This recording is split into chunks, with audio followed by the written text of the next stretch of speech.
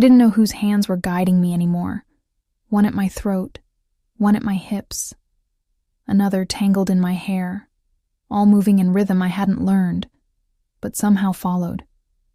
I wasn't being taken, was being seen. I didn't want it to stop. Not the pressure, not the surrender, not the way they made me. Forget where I ended and they began. I wasn't just wanted, I was held completely. I didn't dress for attention that night. I dressed to remember how it felt to be looked at. The bar was perched on the 47th floor, wrapped in floor-to-ceiling.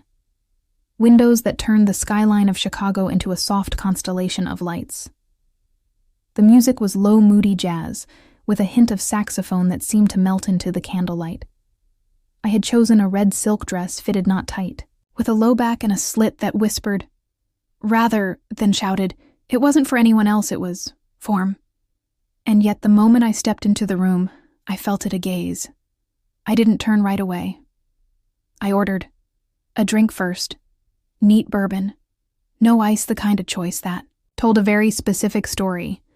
Then I looked, he was already halfway across the lounge.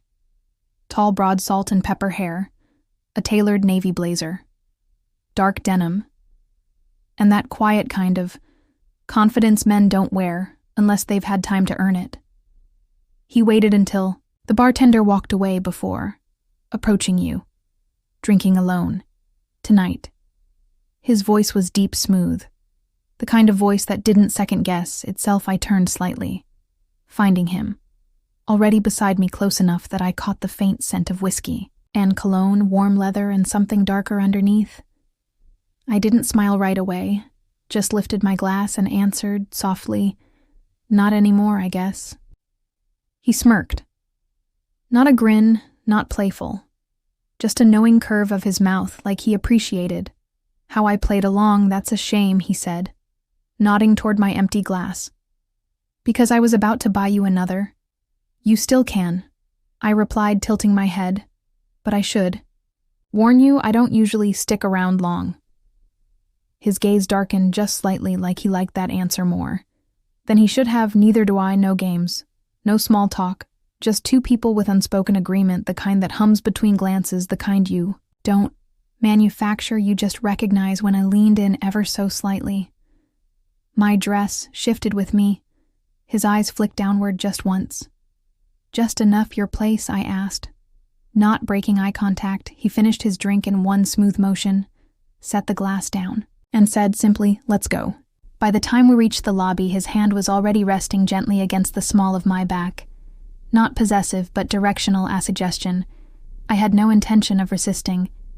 I knew the elevator would be quiet. I knew the hallway would echo. I knew the moment we stepped inside, there would change, but I didn't know what would come next. And that more than anything was why I said yes. The elevator ride was silent, but not awkward. We didn't need words. His hand never left the small of my back. Just that steady, quiet pressure that said, you're safe here, but you're also not in control anymore. When the doors opened, Wes stepped into a hallway lined with black and white photographs of old Chicago jazz musicians, cigar lounges snow-covered. Streets Grant didn't fumble with keys, Hughes decode the door unlocking with a quiet click before opening, into a space that made me stop. It was beautiful, floor-to-ceiling windows, low amber lighting, dark wood floors, and clean modern lines softened by linen and velvet. There was a bar cart in the corner, a record player still spinning. Something slow and the faint scent of leather smoke, and something warmer like clove. But what made me pause wasn't the decor. It was the fact that we weren't alone. Two men were already seated on the deep navy sectional, drinks in hand. One looked up with a half smile and a nod, dark skin, close-cropped beard, salt at his temples, wearing a fitted charcoal sweater and jeans. The other, a little younger, with sandy brown hair and sharp blue eyes, leaned forward to rest his elbows on his knees. He wore a leather watch, no socks, and that kind of quiet mischief in his grin that made you wonder what he was thinking or what he already knew. Grant closed the door behind me, letting his hand trail slowly down my back before stepping past me. Emily, he said calmly, meet Marcus and Caleb. I hope you don't mind they came by a little early. My pulse kicked up just a beat, not fear. But that electric flicker of something unexpected, I didn't flinch. Didn't ask why, I simply smiled, that small practiced curve of my lips that always came right before I did something reckless and completely on purpose. Marcus stood first. He was taller than I expected, with the kind of presence that filled space without trying. He didn't reach for my hand. He just looked at me, steady, curious, like he was still deciding whether I was really here for. This Caleb, on the other hand, stayed. Seated, he tilted his head slightly, like he was letting his eyes memorize the way. My dress fell against my body, then gave a slow, deliberate smile. "Nice to meet you, Emily." His voice was lower than I expected.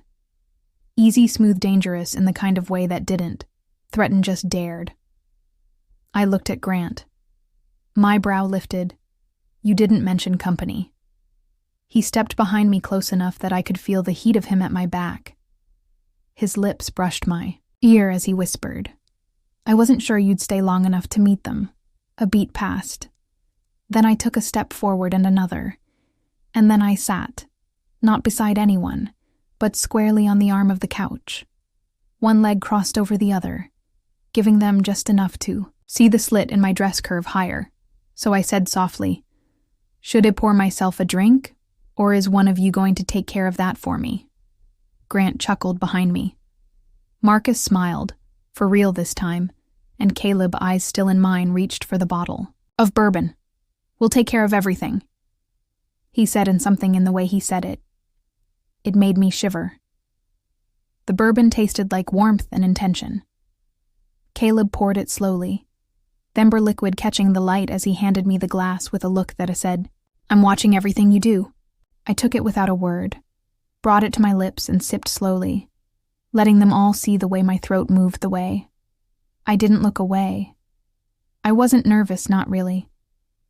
But I was aware of the weight in the air, the closeness of their bodies, the way Grant now leaned against the wall with his arms crossed, studying me like a puzzle he'd already figured out, and just enjoyed watching me catch up. "You ever done anything like this before?" Caleb asked, his tone light, but edged with something darker. I didn't answer right away. I stood, walked over to the record player, adjusted the volume, just slightly. The jazz deepened richer. Now then I turned back to face them. "Does it matter?" That was all I said. But the way? Marcus shifted in his seat. The way Caleb's fingers tightened, slightly, around his glass told me it was enough. Grant was the first to move. He didn't touch me. Not right away, he simply walked toward me with that same calm stride. If there was nothing in the world he was uncertain about, and then without a word, slipped one finger beneath the strap of my dress and slid it down. I let it fall first, one side, then the other. The silk whispered to the floor, pooling at my feet. I didn't cover. Myself didn't flinch. I just stood therein. Black lace with 3 men watching me as if I were the first woman they'd ever seen undress, like she meant it. And then the silence broke. Not with sound, with touch. Caleb was behind me. Suddenly, I hadn't even heard him move his hands. Where at my waist. Warm and slow. Just resting there for a moment, as if to say, "We're not in a hurry, but you're not going anywhere either." Marcus stepped in front of me next. His knuckles brushed my jaw. "You good?" He asked, his voice low, grounded. I nodded. "Don't stop unless I say so." And just like that, I was theirs, hands everywhere, not rushed, not frantic, just exploring. One lifted my hair and kissed the back of my neck. Another ran the back of his hand down the inside of my thigh. A third traced the edge of my bra, not removing it, yet just reminding me that they could. My breath hitched, not from fear, but from how completely present I felt in that moment. And hey, if you're still here, still listening, and this story has your full attention, take a second to support the channel. Drop a super chat or super sticker to help us keep sharing these bold grown-up stories that live in the spaces between surrender and self-discovery. Thanks for being here. Now let's keep going. One of them I didn't know Winnie Moore knelt in front of me and kissed. My stomach slow, deliberate, like he was claiming territory no one else had ever dared approach with that kind of reverence. I swayed a hand, caught me another, pressed gently at my lower back. And then together they lowered me to the couch, not like something fragile, but like something valuable. One of them guided my legs open. The other leaned in and whispered, "Breathe." So I did, and for the first time in a very long time I let go of everything. Else time blurred. I didn't remember who kissed me first. I only remembered the way it felt to be kissed like that, like I was being read and rewritten at the same time. 3 sets of hands, 3 rhythms, 3 entirely different kinds of hunger all converging, and one body, my body.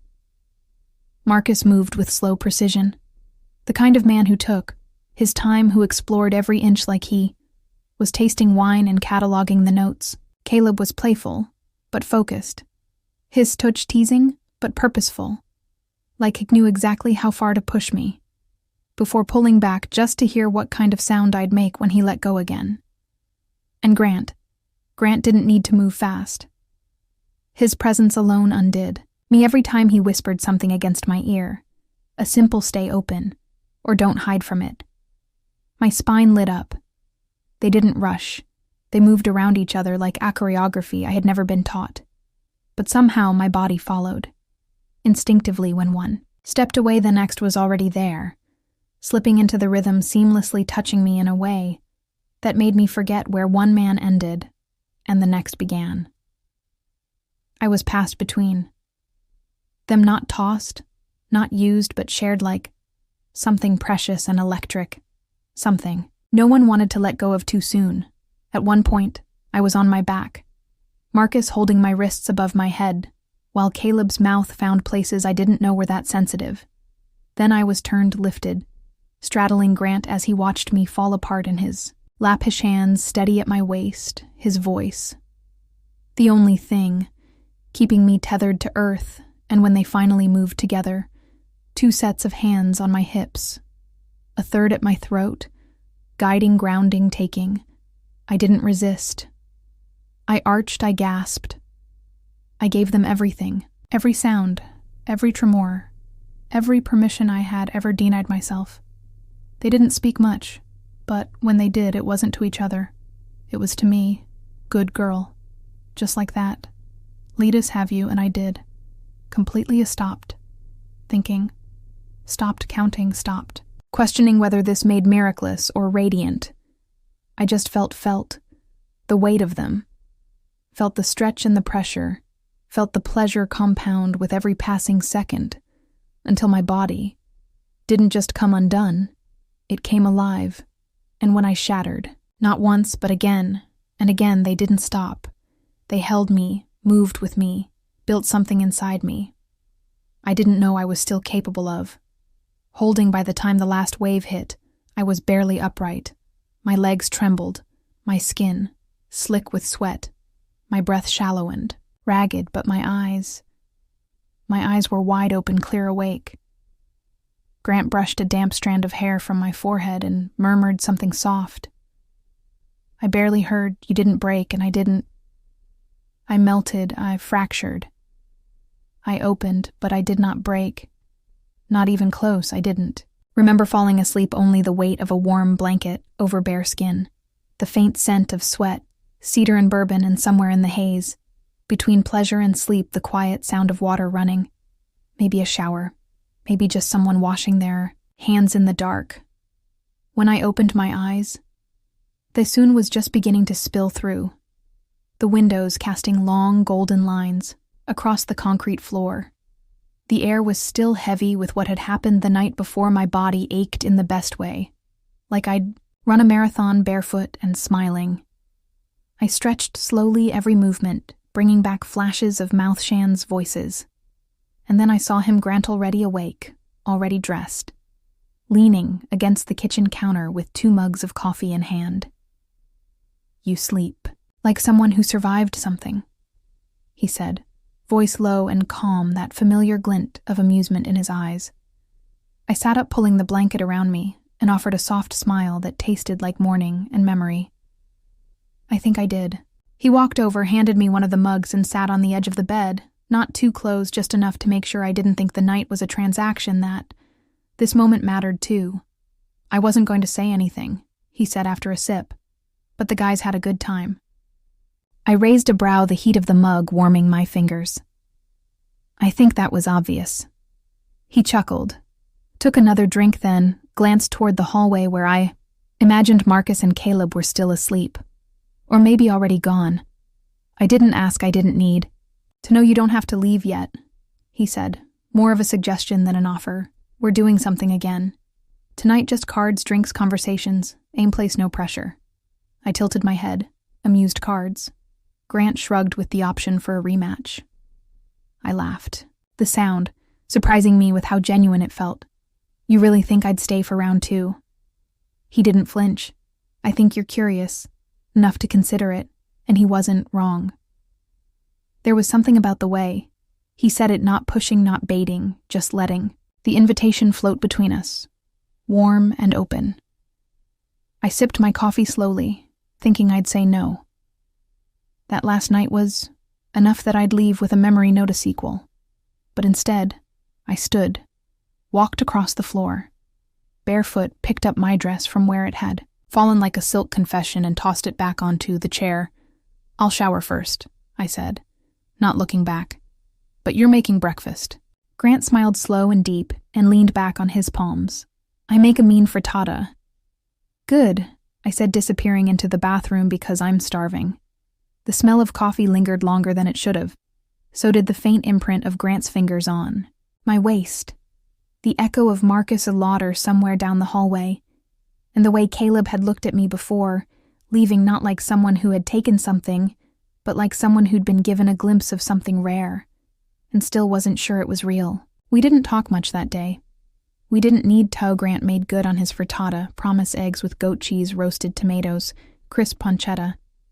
And I ate every bite, wearing nothing but one of his t-shirts and a thin gold chain that had tangled in my hair. Sometime around midnight, there was music playing low from the kitchen, Etta James, I think.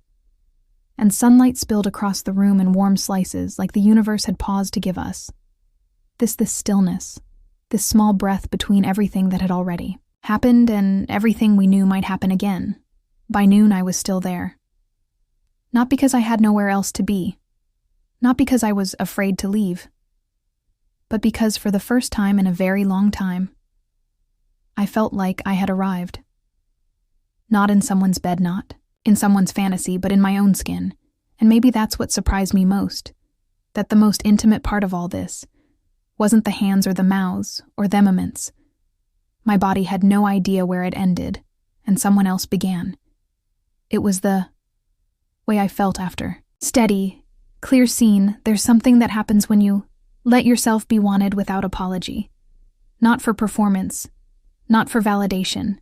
Just because you're there breathing, wanting, saying yes, not to them but to you. So if you're still here, still listening, maybe wondering if this kind of story is just fiction or something more, I'll tell you what, I told myself that night. You don't need permission to come alive again. You don't need the right dress, the right words, or even the right timing. You just need to say yes, even if your voice trembles to presence, to sensation, to a version of you that's been waiting quietly to return. And if this story stirred something in you, even just a flicker, stay with it. Because maybe that flicker is you. And hey, if this story moved, you surprised you, or simply made you feel something you didn't expect, support the channel. A little love through super chat or super stickers helps us keep sharing these bold grown-up stories about desire, truth, and the parts of us we're still learning how to hold. Thank you for listening. Thank you for staying. Until next time, don't just stay.